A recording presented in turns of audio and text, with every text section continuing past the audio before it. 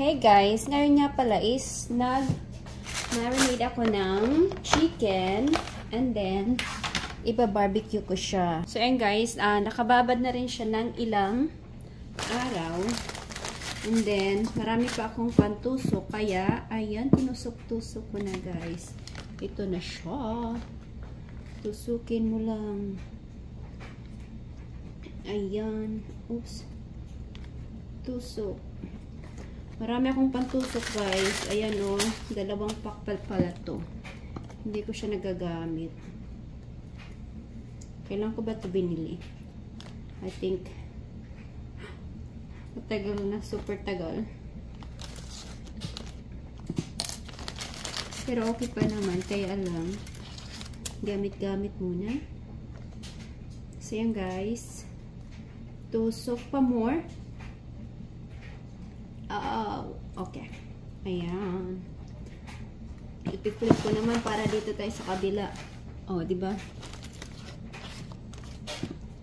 Tapos yung marinade na natira guys is ilalagay ko dito para lalo mag-soak yung flavor niya sa ating meat. Oops. Hold on. I think I'm making a mistake here. Ganyan ko na lang guys para hindi na tatas yung handle niya sa ating marinade. Ayan. So, tusok lang guys. Continue lang yung ating pagtusok hanggang sa maubos. Marami pa tayong pantusok. So, mini-make sure ko na pare-pares yung ating pagtusok kung saan ako nag-start. Tapos, dun din tayo sa mag-finish din. Ayan, guys. So, malapit na ako. Ayan, kunti na lang. Almost na tayo sa pagtusok-tusok ng ating mga chicken wings kasi ayan itong mga ano na to na sinakupan ko dito ng ibang part.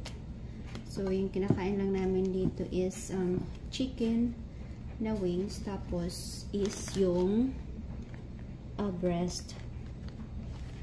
Yung the rest, yung tinatawag na dark meat is hindi sila kumakain. Pero ako okay lang. Hindi ako mapili. Diba? Galing tayo sa hirap. Yun guys. So may ganun talaga guys.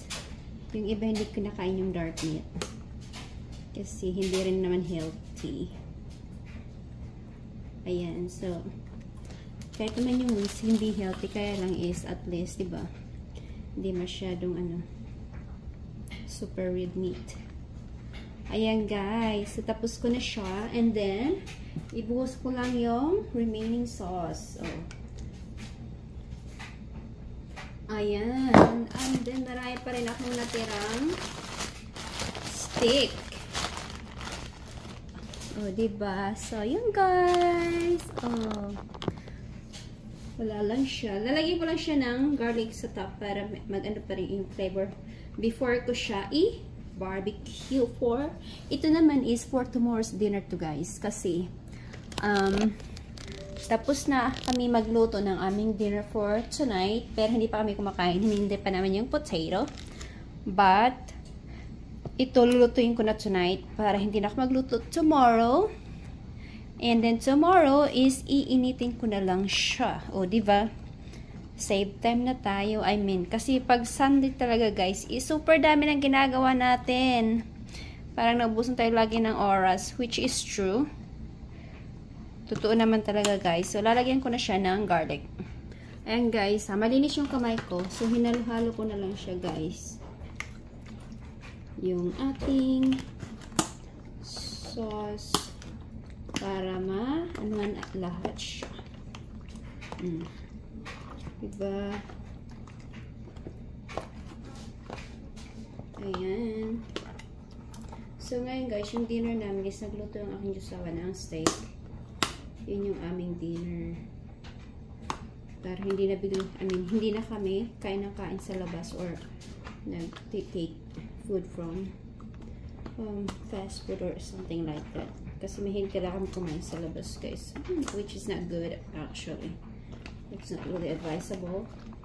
hindi lang sa expensive is hindi rin talaga siya healthy kasi you don't really know what they're putting sa food, diba? Kaya, yun guys, ito konting sauce.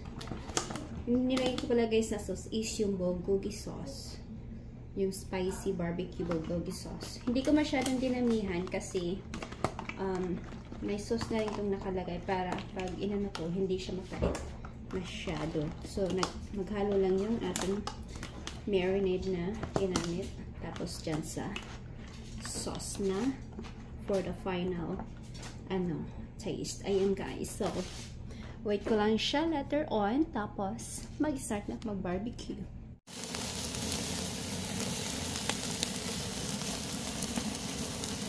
So nog ang aking barbecue, it's burning.